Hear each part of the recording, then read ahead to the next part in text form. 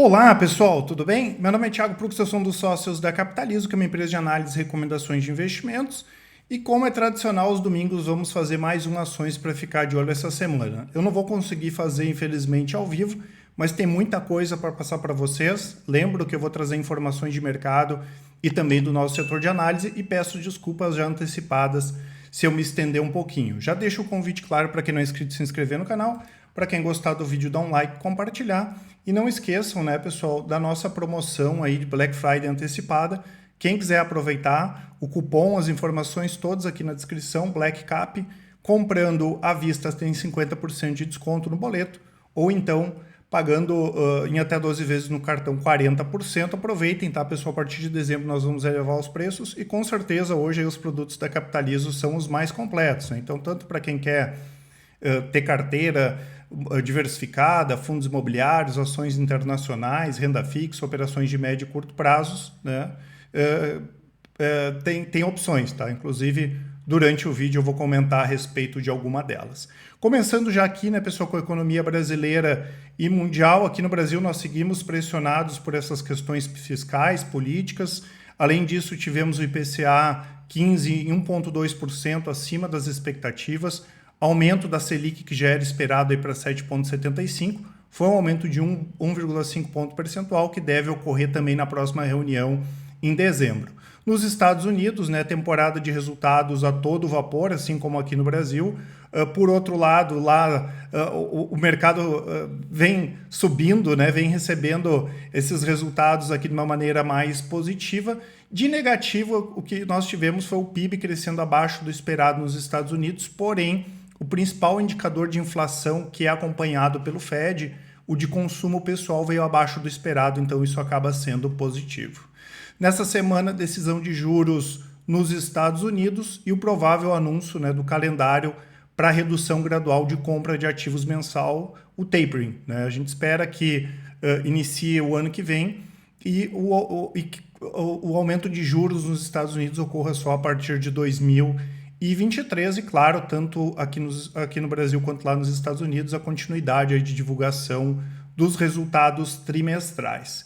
Em relação a longo prazo, né, pessoal, a gente tem algumas carteiras. Quero deixar como destaque aqui a carteira internacional. Muita gente perguntando, lembrando que todas as nossas carteiras têm ativos internacionais também. Claro que essa questão do dólar e das empresas lá fora, com resultados melhores, a economia americana principalmente acabaram ajudando a nossa carteira internacional, apesar de nova, né? Ela foi montada no ano passado.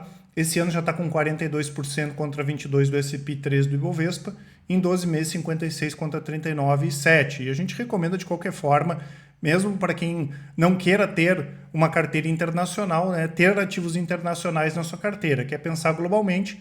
E a carteira Thiago Prux de longo prazo, que é uma carteira global, tá? Que tem 90% dela empresas com receita lá fora ou empresas lá de fora. A mesma coisa, um desempenho muito bom esse ano, 32% contra menos 13% do Ibovespa, 59% contra 7% do Ibovespa em 12 meses, tá? E aqui o resultado histórico dela, 387 contra 64 do Ibovespa e 97 do S&P. Então, quem não tem, né, pessoal, ativos internacionais, ativos de empresas exportadoras, é importante pensar em ter também, tá? Vindo mais aqui para o curto prazo, né, pessoal, o Ibovespa voltou para os patamares da mínima da semana passada, fechou a semana aí a 103 mil pontos, né? E a gente segue naquela questão, tá? O movimento é um movimento baixista. Aqui nós tivemos o chamado rompimento falso, né? Então o gráfico foi ajustado e rompendo aqui a casa dos 103, 104 mil pontos na semana que vem, pode dar continuidade de baixa. Dessa vez, tá, pessoal, a gente está com uma operação só de opções de venda, né, comprado em opções de venda, mas como a gente está comprado em algumas opções de compra, está servindo mais como hedge dessas operações. Então a gente não fez nada maior de proteção de carteira ainda, como nós tínhamos feito, por exemplo, lá no mês de junho, aqui em cima, até porque estava mais fácil antes do que agora, né, definir ali o tamanho da posição, mas se o mercado acelerar a queda, a gente pode voltar a fazer essas operações de proteção, tá?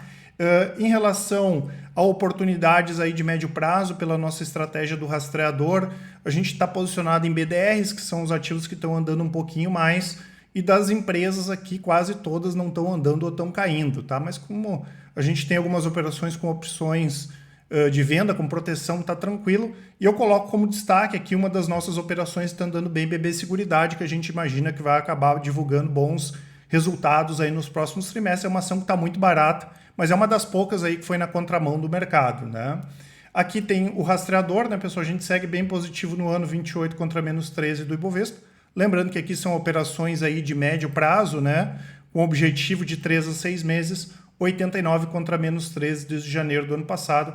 E aqui o resultado histórico, né, 1940 contra 57 do Ibovespa, e a gente voltou a fazer algumas operações de long short, que são aquelas operações para ganhar com a diferença dos ativos. Agora está melhor para operar, os últimos 2 meses não tinham sido muito bons, né? Então a gente ficou meio de fora das operações, e essa semana nós já montamos 3 operações de long short, inclusive uma já deu redução, que o pessoal mandou com a Raia Drogasil na ponta comprada, tá? A gente tem um resultado muito bom de long short desde 2017. Lembrando que essa operação é alavancada, a gente não precisa colocar dinheiro, claro, tem que cuidar com a alavancagem. E de janeiro do ano passado para cá, nós estamos com 90% de retorno contra menos 13 do Ibovespa e 6% do CDI. Em relação ao mercado lá fora, né, pessoal, segue a tendência de alta, né? O dólar alto e essa questão das ações lá fora subindo acabam impulsionando o IVVB, que é o SP em reais, e a gente tem o mesmo movimento, né? Pode ser que por bater lá na parte de cima do canal de alta semana que vem dê uma baixada, mas pode continuar dentro do canal de alta aqui, que é a tendência principal lá fora, né?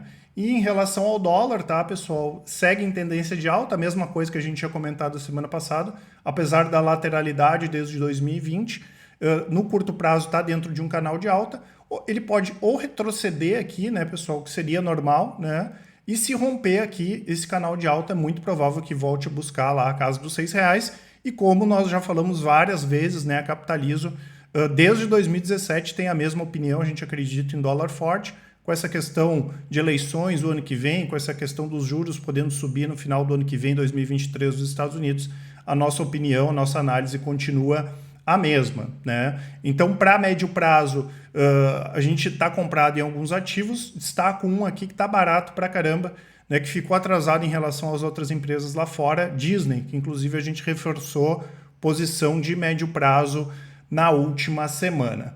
Em relação aos mercados, né, pessoal, o Ibovespa voltou a cair 2,63%, no ano cai 13%, o S&P subiu 1,33%, no ano sobe 22%, mercado lá fora nas máximas, dólar futuro caiu 0,42%, no ano sobe quase 6%, e FIX caiu 1,35%, no ano cai 6,78%, o Bitcoin voltou a subir 1%, no ano sobe 132%.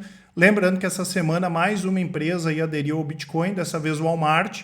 Ela fez uma parceria com outras 2 empresas que vão instalar inicialmente 200 caixas eletrônicos de criptomoeda nos supermercados, né? E caso tenha uma adesão boa aqui, né, eles podem aumentar para mais de 8 mil unidades, tá? Lembrando que nós recomendamos Bitcoin desde o ano passado e temos também uma carteira de criptoativos que está performando bem, inclusive bem acima do Bitcoin.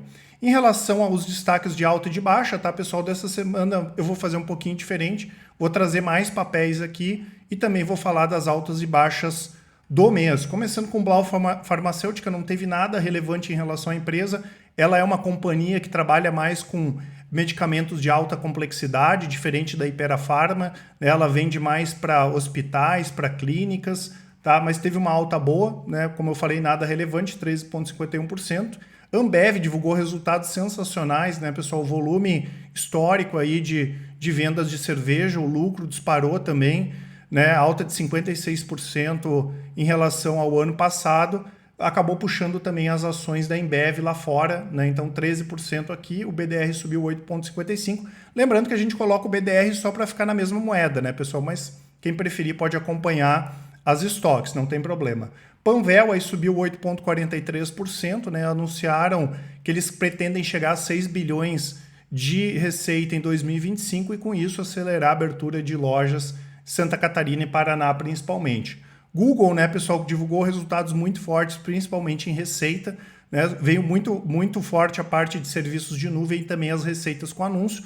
Lembrando que com a pandemia, né, vários segmentos, como por exemplo restaurante, agências de viagem, estavam anunciando menos, né, e agora esses segmentos devem anunciar mais. isso acaba ajudando o Google.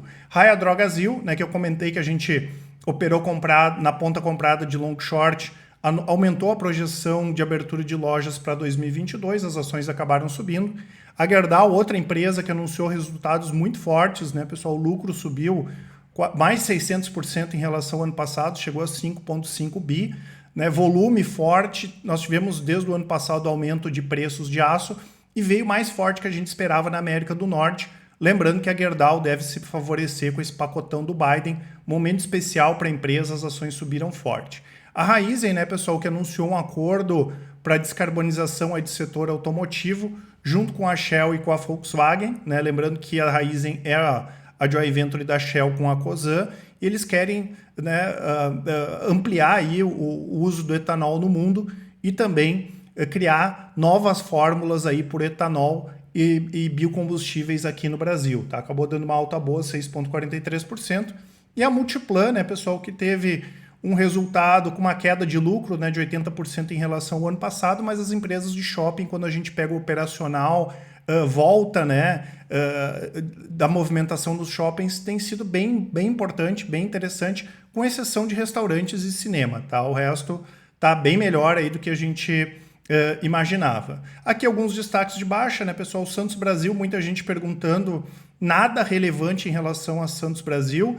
É muito provável que ainda esse ano a gente tenha consulta já para privatização do Porto de Santos, que pode ocorrer no ano que vem, quem sabe no primeiro, no segundo trimestre, né? E nada negativo, pelo contrário, a movimentação nos portos aí está grande. O que nós tivemos foi a entrada da Wilson Sons, né, aqui no Brasil, né, que poderia justificar alguma movimentação do pessoal saindo de uma ação para outra, mas não nesse volume todo aqui para cair 18% na semana. Ser Educacional também nada relevante, ela tinha divulgado uma boa prévia operacional depois de vários anos, né, uma empresa de educação divulgando uma prévia boa operacional. A Melius também, né, essa questão dos juros aí acaba impactando essas empresas de tecnologia. Nós temos aqui a Enjoei, né, que é o 14,89%, mas a Enjoei já tinha divulgado uma prévia operacional mais fraca na semana retrasada, né? E Twitter, né? O Twitter sim divulgou prejuízo. Na verdade, já faz alguns anos aí que o Twitter está com dificuldade para incrementar vendas. E no mês, né, pessoal, Tesla subiu aí 48%, né? A Hertz fez um pedido aí de mais 100 mil veículos elétricos para a Tesla.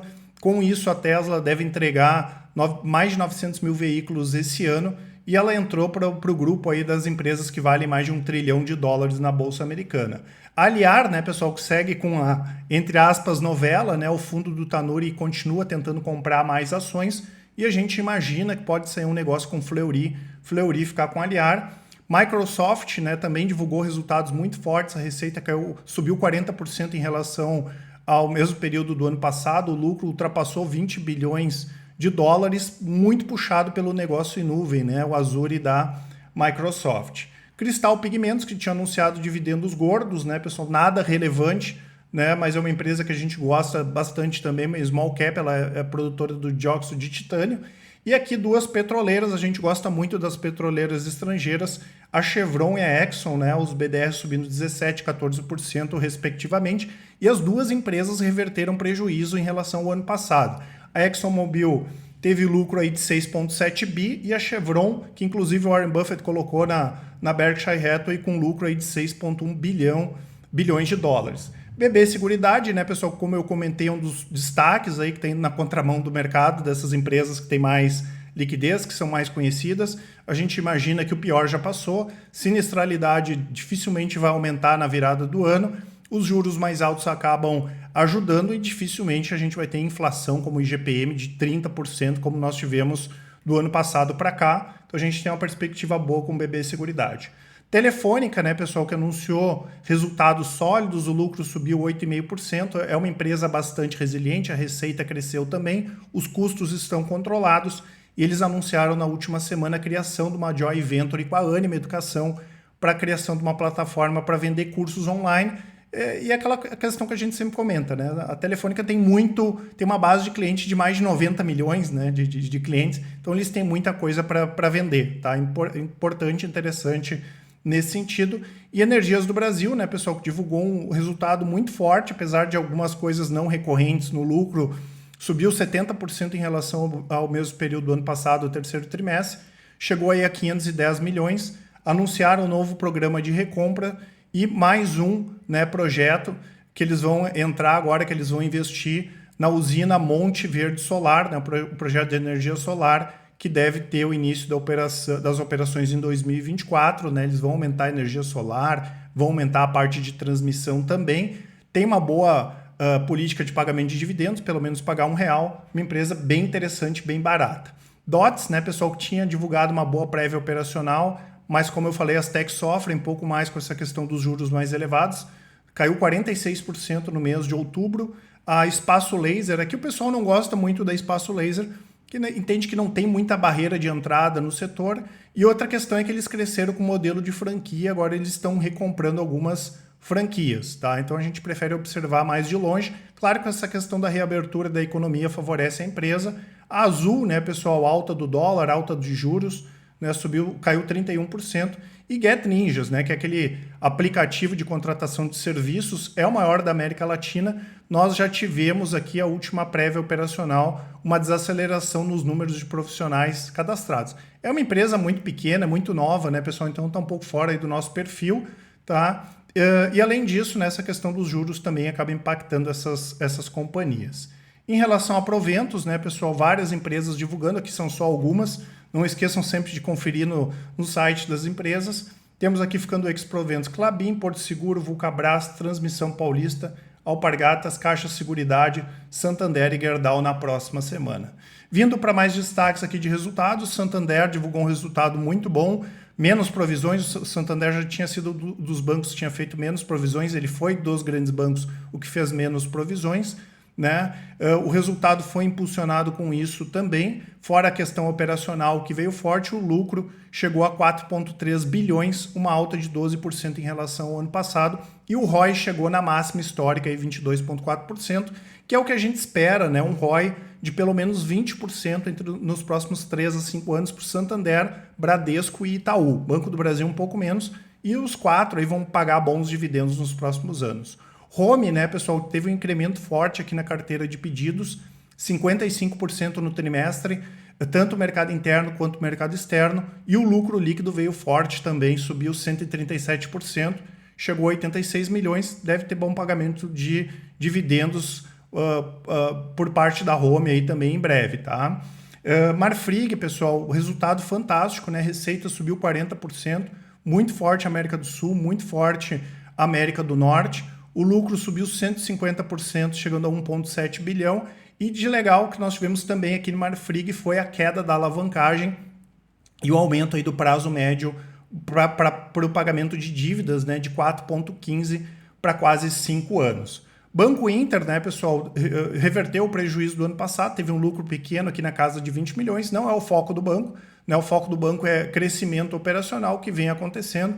Mais uma vez aí a base de clientes subindo muito forte e nós tivemos um aumento de receitas generalizados em vários segmentos do Banco Inter, com a gente destacando aqui a parte de operações de crédito que subiu bem.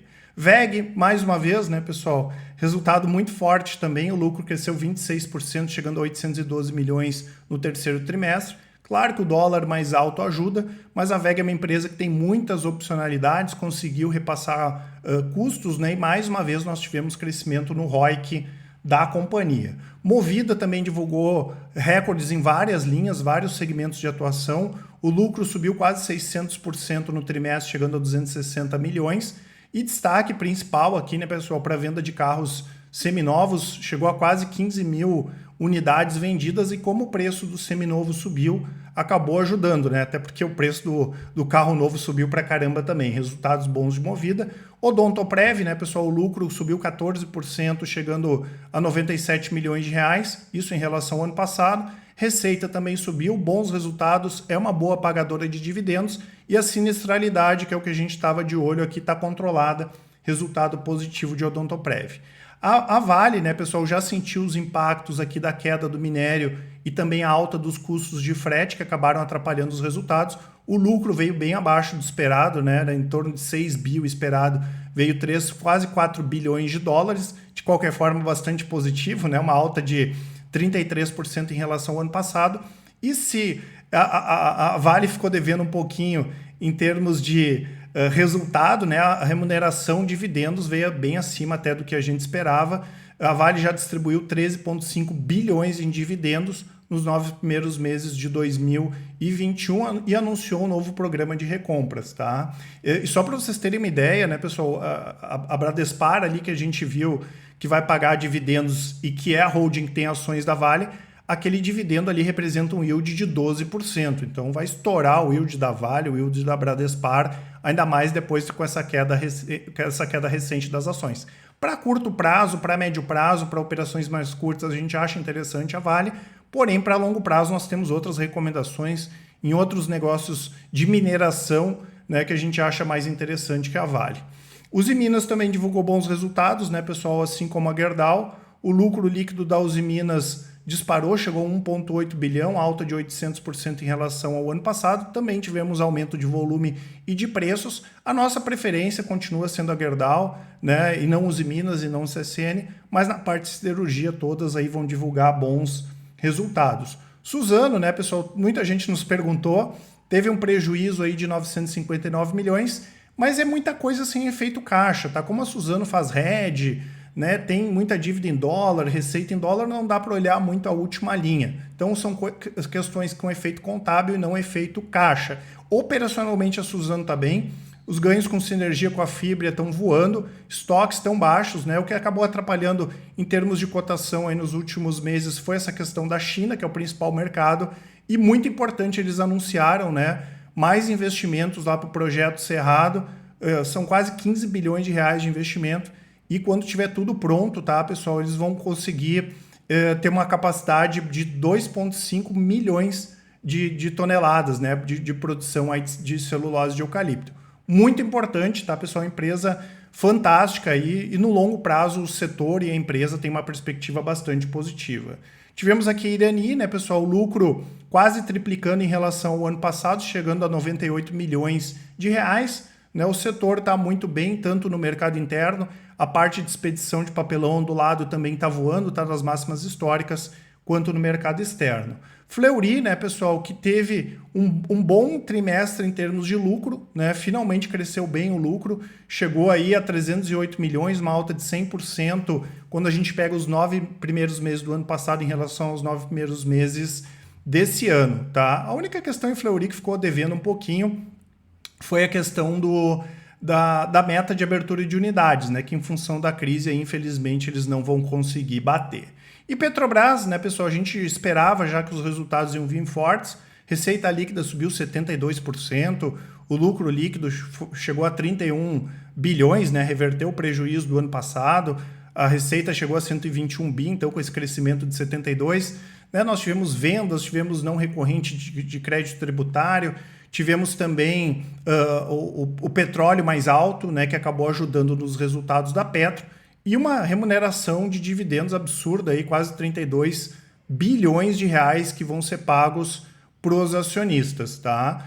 Se a gente somar com os outros 31 bi anunciados em agosto, a Petro vai pagar quase 64 bilhões já, por enquanto, se não tiver mais algum anúncio ainda esse ano. Tá? A questão que a gente comenta sempre é a possibilidade de ingerência. Início da semana, né, o Guedes, algumas pessoas do governo falando em privatização, e depois mais uma fala, né, de possibilidade de ingerência da Petrobras. E quando teve aquela fala do Bolsonaro, a gente sabia que o resultado ia vir forte, né, porque não fazia sentido falar aquilo antes dos resultados. Né? Então é complicado, às vezes, para o pessoal ter que... Como é que vai explicar para a população o preço subindo com a empresa lucrando cada vez mais? Tá? Então, assim, a gente não quer ficar...